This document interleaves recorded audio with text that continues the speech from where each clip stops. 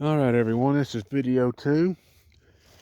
Trees are marked, and I try to keep these chest to eye level just to help me out. I don't know if the camera's showing it, but it's easy to pick them out when they're that high versus setting them down here. So if you're marking trees, keep them chest to eye level. If you have a contractor coming in, you need to think in terms of machinery. So you need to mark these as high as you can reach, so that way he can see them on his machine. But since I don't have that and I'm just doing it myself, I'll leave them here. So this is a white oak and has thin, flaky bark, very paper thin, has a light gray to silver, whitish appearance. Older trees right here that are exposed to more sunlight, the sun kind of bleaches it out and has a white appearance. That's how you can identify a white oak. Now here, when you're picking trees, it's important to look at tree structure here and determine which trees you can keep and which ones you won't. Just because it's an oak tree doesn't mean you necessarily need to leave it. It could be a dangerous tree. So a tree like this has an extremely good base, nice round uniform look, and is straight all the way up with a slight lean toward me, mainly because that's where the canopy is growing, because of the surrounding trees are forcing it to. But still a good tree to keep. I like the structure on that. Now I've got several other examples of trees over here that are not in good structure. I'll show you 2 of them.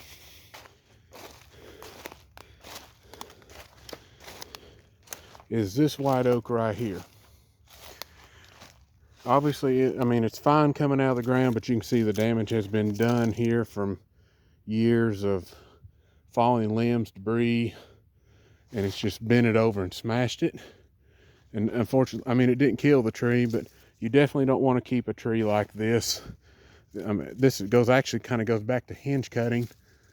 Deer can easily browse that, but I'm going to remove that tree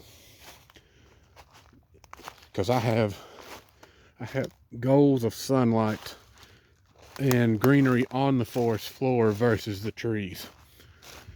All right, over here is a situation.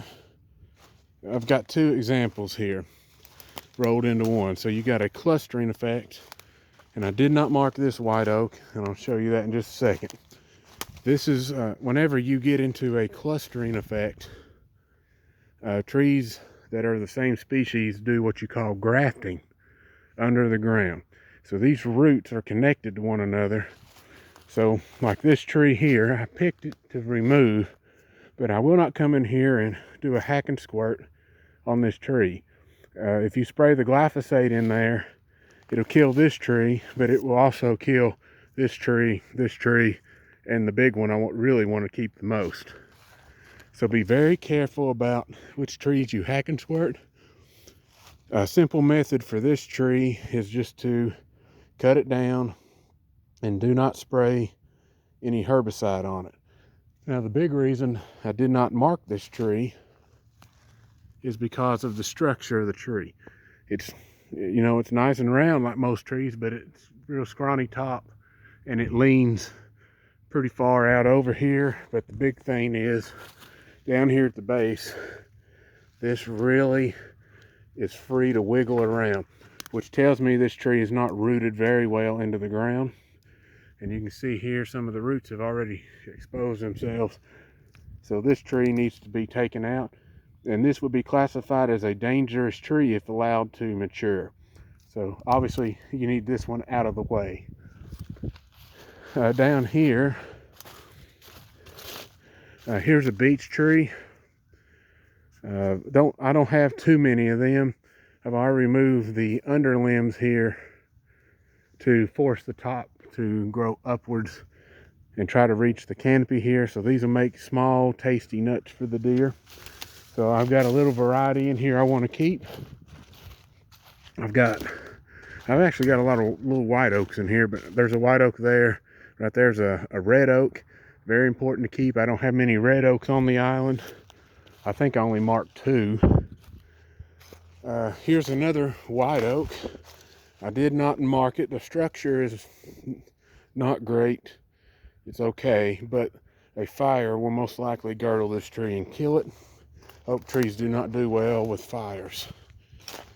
Over here, this is going to be the tricky part when you run into a situation like this one.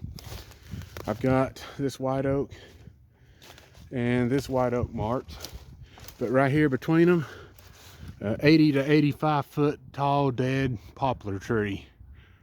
Unfortunately, this is going to be a risky cut no matter which way I do this, because this white oak is butting up against the poplar tree. The other option is if I cut this tree, it's leaning toward the blind over here. So if it does fall, it may save this tree, but it may take out this tree as it comes down. So we're just going to have to see if I can thread the needle between the trees here. And if there is a tree that is damaged in a situation like this where you have, let's say it damages this one where the trunk just peels the bark, but this one remains okay, take this tree out. A damaged tree doesn't produce as good as a non-damaged tree, so that's just another thing to keep in mind. If this is hurt really bad, take it out. I don't have permission to remove all the big trees, so this big maple has to stay. Unfortunately, it's taking up a lot of space that I'd rather have for better trees, but I'll just go with their request. Over here is probably the largest beech tree on the section of the island right here. One thing about rocky ground, it also allows for shallow growing roots, but this tree does appear very sturdy, and it's most likely grown over a rock that's not too far down in the ground, and it's basically encased it. Pretty good structure. I might have to do some cleanup around that fork right there. It's not the greatest structure in the world, but it is a tree that she wanted to keep, so I will keep this one. Has a very large canopy compared to the white oaks that are around here, and should start producing here within the next few years. So if you're thinking long term, this place will become a much hotter zone for deer, especially when I get done with it. This one here is another beech tree, but sadly has had a huge dead maple limb come out of it here and literally destroy this tree. So the structure is no longer good for me. The tree is severely damaged, which means disease gets into the tree. If you got damage that extensive, you're left, and there's already bacteria and funguses growing in that. So you take that and put it here in the core of the tree, then you get my understanding of why you don't want to keep this tree. So this one will be removed. Most likely, since they're so thin bark, the fire will probably girdle that tree and kill it.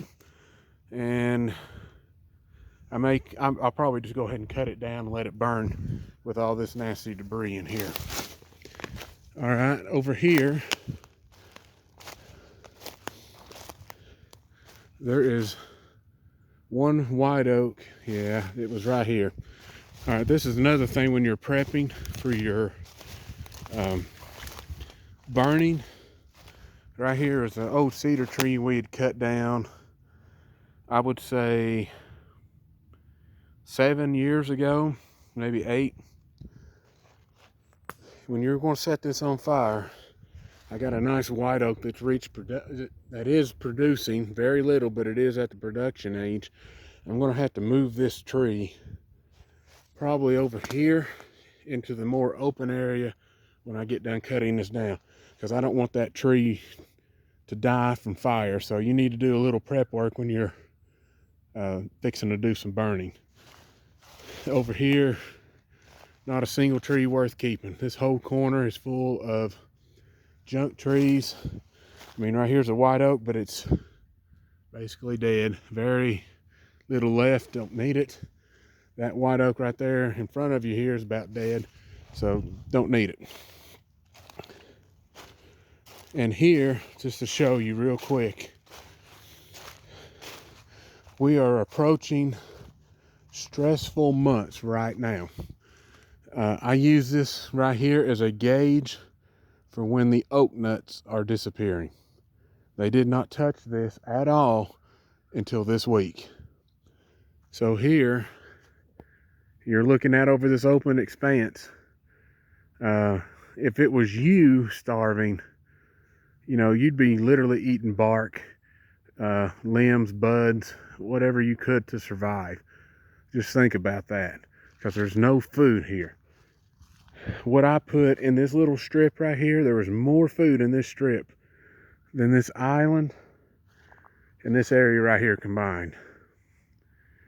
Just that small of a strip. And they are scalping this. Literally mowing that down. And a lot of this right here was originally 6 to 8 inches tall. Now I think the tallest section is about 3.5 to 4 inches tall, because they have just come in here and leveled it. So that tells me they're very hungry. And small little projects like this is a gauge if you want to attempt it. And it is legal to hunt over a food plot like this. It's not illegal. Blind is right down there, but the does, even if we had our does in here, I won't shoot them. We just need more deer. But this is a perfect gauge to me, is when this is over, when the nuts are waning or nearly gone, they'll start hammering this, because they're so used to going in the food plot down there. There's grains and greens for them to eat, but now they're hammering this, which tells me those long journeys they're taking up here is coming up empty-handed. So that's kind of a cool way to determine where your food supply is at the moment. All right, everyone, I hope this video helps you, and this will look totally different when I get done with this island. I've also got a plan here, not only to you know, allow a greenery section to show up in my woods, but I'm actually probably going to add maybe anywhere from 2 to 4 chestnut trees in here. And I'll make sure at least one of them is somewhere in this zone. You know, one over here, one over there. And I may put a 4th one right here. We're going to clean this mess up over here. And I'll cut down some of these junk trees around here, because there's a nice hole here anyway. I just need to take out 3 or 4 trees, and it'll give it a ton of room to grow into. But I hope this video helps you, and I know I've still got 2 days left before the hunts are over, but I am done. Every deer that I passed on is alive. That 6-pointer that's about 18 to 20 inches wide was in here last night, and I have very high hopes that he will turn into something extremely nice. He'll be the new freak as far as width goes next year, because that deer could be 24 inches wide next year, because he's only 2 years old. All right, everybody, you have a great day.